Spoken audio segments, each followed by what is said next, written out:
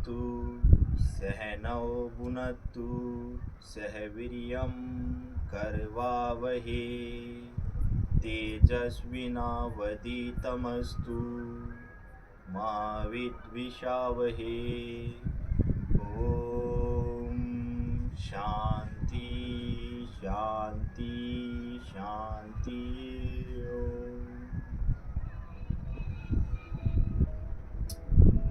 आप सभी को मेरा नमस्कार। आज हम कुछ सामान्य सूक्ष्म व्यायाम का अभ्यास करेंगे जिनका अभ्यास करके हम अपने शरीर को स्वस्थ रख सकते हैं।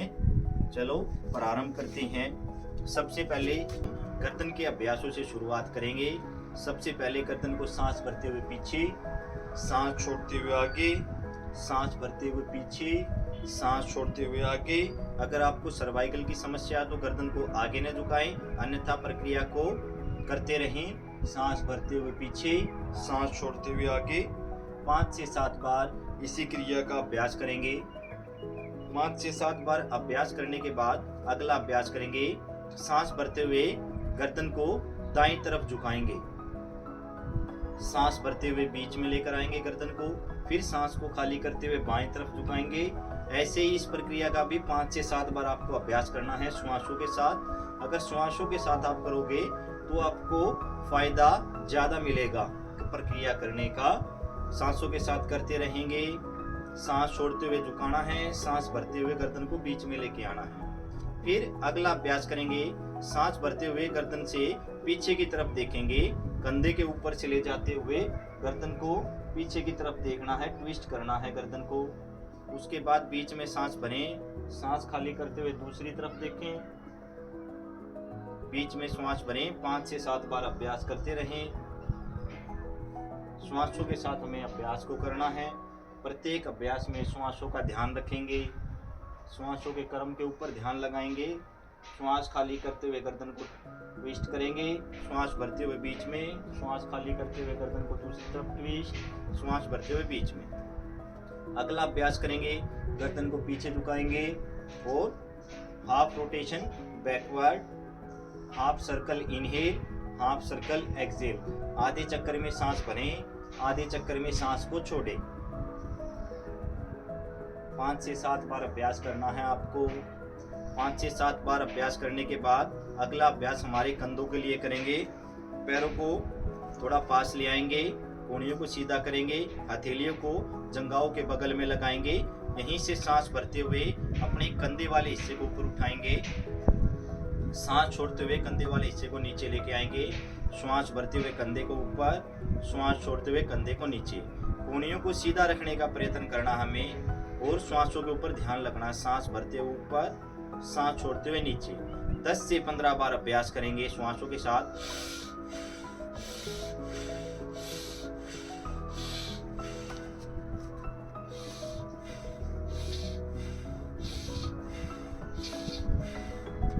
अगर आपको उच्च रक्तचाप की समस्या है तो श्वासों के क्रम को धीमा रखें, धीमे से श्वास भरें, धीमे से श्वास को छोड़ें। 10 से 12 अभ्यास के बाद अगला अभ्यास करेंगे। कोहनियों को मोड़ेंगे, कोहनियों को मिलाएंगे, मिलाते हुए कोहनियों से सर्कल बनाएंगे। जितना बड़ा हो सके आपको सर्कल बनाने का अभ्यास करना है। श्वास भरते हुए सर्कल को लेकर जाएं। जब कोहनियों को नीचे की तरफ लेकर आएं तो श्वास को खाली करें, श्वास भरें, श्वास खाली करें, श्वास भरें, श्वास खाली करें। 5 से 7 अभ्यास एक दिशा में, फिर 5 से 7 अभ्यास आपको दूसरी दिशा में करने हैं। अभ्यास करते रहें। श्वासों के चक्रों के ऊपर ध्यान लगाए रखिए, श्वासों के क्रम को ध्यान रखें। यहीं से फिर विपरीत दिशा में करेंगे। श्वास भरते हुए कोहनियों को ऊपर, श्वास छोड़ते हुए कोहनियों को नीचे। श्वास भरते हुए ऊपर, श्वास छोड़ते हुए नीचे, श्वास भरते हुए ऊपर, श्वास छोड़ते हुए कोहनियों को नीचे। इस प्रकार हमें अभ्यास क्रम करते रहना है। जितनी बार आपने क्लॉकवाइज कोहनियों को रोटेट किया था उतनी बार एंटी क्लॉकवाइज भी आपको कोहनियों को रोटेशन करना है। इसके बाद अगला अभ्यास करेंगे। यहीं से अपने हाथों को ऊपर उठाएंगे, हथेलियों को बाहर की तरफ रखते हुए, श्वास भरते हुए ऊपर, श्वास छोड़ते हुए नीचे। ध्यान रखें हथेलियों को बाहर की तरफ रखना है और कोहनियों को सीधा रखना है। श्वास भरते हुए ऊपर आना है, श्वास छोड़ते हुए नीचे। 10 से 12 बार अभ्यास करना है आपको। श्वास भरें, श्वास खाली करें, श्वास भरें, श्वास खाली करें, श्वास भरें, श्वास खाली करें, श्वास भरें, श्वास खाली करें। अगर यहाँ आपको थकान लगे या श्वासों का उठाव ज़्यादा लगे तो 10 से 15 सेकंड के लिए आपको आराम कर लेना है, श्वासों को सामान्य कर लेना है। श्वासों के सामान्य हो जाने के बाद अगला अभ्यास करेंगे। दोनों हाथों को आगे कंधों के समानांतर उठा लेना है, कंधों के समानांतर ही इनको खोल लेना है। यहीं से श्वास भरते हुए अपने वक्षस्थल को, अपनी चेस्ट को एक्सटेंड करना है। श्वास भरें, श्वास खाली करें, श्वास भरें, श्वास खाली करें, श्वास भरें, खाली करें, श्वास भरें, श्वास खाली करें। 10 से 12 बार आपको अभ्यास करना है।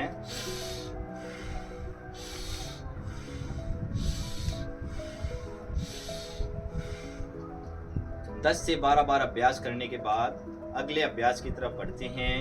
यहीं से आपको हाथों को आगे की तरफ से ऊपर उठाना है, चेस्ट को पूरा एक्सटेंड करना है, लंग्स को पूरा हवा से भरना है। श्वास को भरते हुए पूरा हाथों को ऊपर लेके जाना है, श्वास को खाली करते हाथों को नीचे। यहीं से 10 से 15 बार इसका अभ्यास करेंगे। पूरा श्वासों को भरते हुए, श्वासों को खाली करते हुए, श्वास भरते हुए हाथों को ऊपर उठाएं, श्वास खाली करते हुए हाथों को नीचे।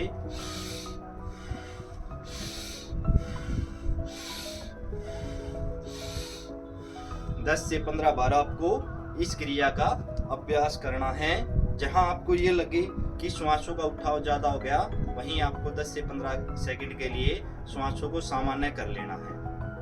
नॉर्मल ब्रीथिंग करेंगे, लंबा गहरा श्वास भरेंगे, बिल्कुल धीमे स्वर में खाली करेंगे। इस प्रकार श्वासों को आपको सामान्य कर लेना है। जैसे ही आपकी श्वास सामान्य हो जाए तो अगले अभ्यास की ओर हम आगे बढ़ेंगे। उसके बाद अब वक्षस्थल के बाद हम हमारे कमर वाले हिस्से के लिए करेंगे। तो उसके लिए आपको क्या करना है, हल्का सा अपनी कमर में आर्च बनाना है। आर्च बनाने के लिए हल्का सा हिप को बाहर की तरफ निकालेंगे। जो रिब केज है, जो वक्षस्थल है, उसको ऊपर उठाएंगे, कमर को हल्का सा बाहर की तरफ निकाल देंगे ऐसे, और यहीं से हाथों को कमर के ऊपर रखेंगे। सांस को खाली करते हुए आगे झुकेंगे, ठोड़ी को ऊपर उठाए रखना है। यहीं से सांस भरते हुए पीछे जाएंगे, सांस छोड़ते हुए आगे, सांस भरते हुए पीछे, सांस छोड़ते हुए आगे, सांस भरते हुए पीछे, सांस छोड़ते हुए आगे, सांस भरते हुए पीछे। अगर आप सक्षम हैं तो हथेलियों को आगे भी लगा सकते हैं। सांस छोड़ते हुए हथेलियों को आगे, फिर सांस भरते हुए कमर को पीछे, सांस खाली फॉरवर्ड बेंड, सांस भरते हुए बैकवर्ड बेंड। 10 से 15 बार आपको अभ्यास करना है।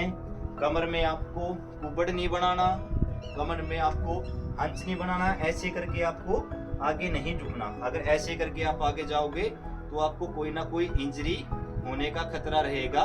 इसलिए हल्का सा हिप को बाहर निकालना है, रिब केज को एक्सटेंड करना है ऊपर की तरफ, और सांस खाली, सांस भरें, सांस खाली, सांस भरें।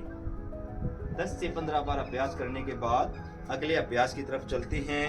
पैरों को कंधों के समानांतर खोलेंगे, हाथों को कमर के ऊपर रखेंगे। उसके बाद सबसे पहले बाएं हाथ को ऊपर उठाएंगे, हथेली को अंदर की तरफ रखेंगे। अपनी कोहनी को सीधा रखते हुए अपने शरीर को दाएं तरफ झुकाएंगे, सांस खाली करते हुए।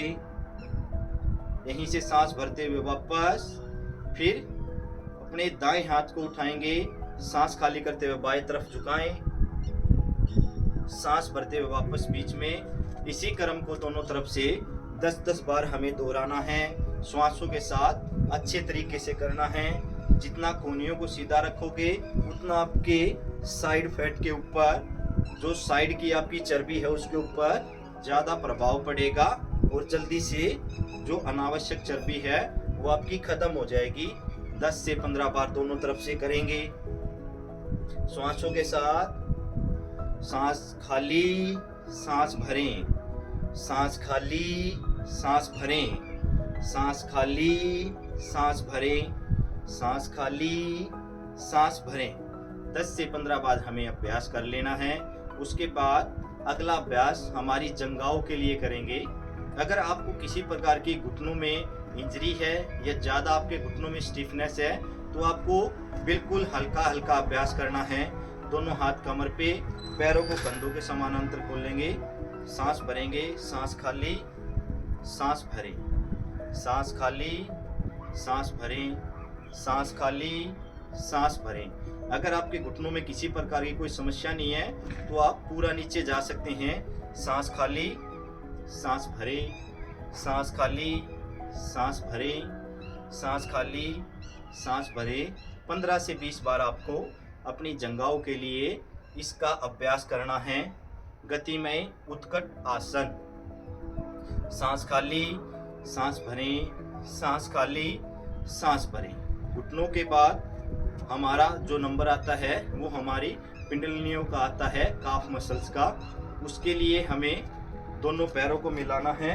मिलाने के बाद एड़ी वाले हिस्से को ऊपर उठाना है। सांस भरें, सांस खाली करें, सांस भरें, सांस खाली करें।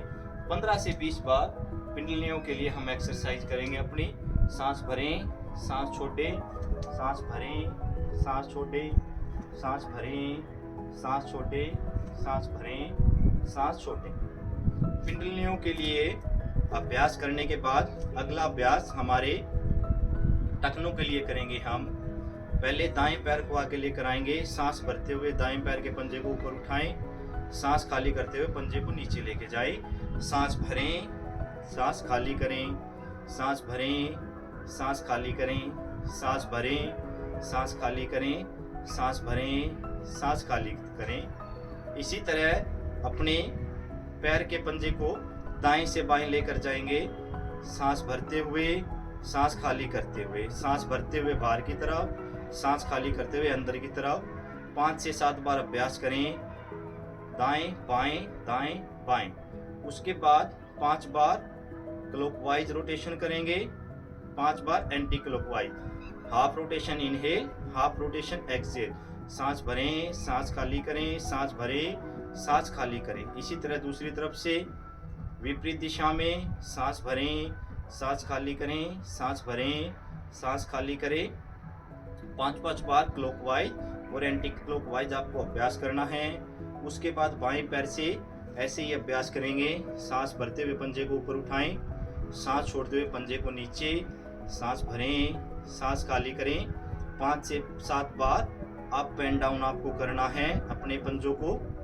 5 से 7 बार अभ्यास करने के बाद पैर को बाहर की तरफ सांस भरते हुए, पैर को अंदर की तरफ सांस छोड़ते हुए दाएं बाएं, दाएं बाएं ऐसे अपने पंजे को आपको करना है। 5 से 7 बार अभ्यास करने के बाद पैर से रोटेशन करता है। 5 क्लॉक इनहेल, 5 क्लॉक एक्सहेल। 5 बार एक दिशा में, 5 बार फिर विपरीत दिशा में। अच्छे से अब विपरीत दिशा में half rotation inhale, half rotation exhale.